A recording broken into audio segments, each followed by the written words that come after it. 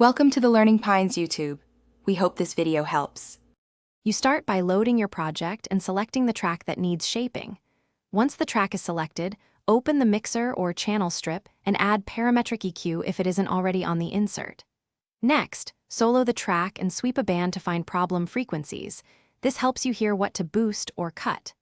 Make sure your monitoring level is moderate. You'll avoid false judgments. Now that you've isolated the sound, move to surgical adjustments.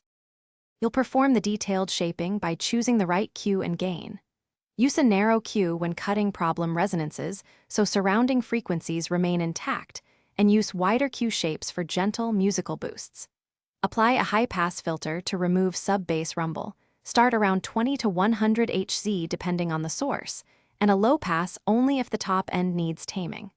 Once you've dialed changes, toggle bypass to compare, and adjust slowly until the balance feels natural.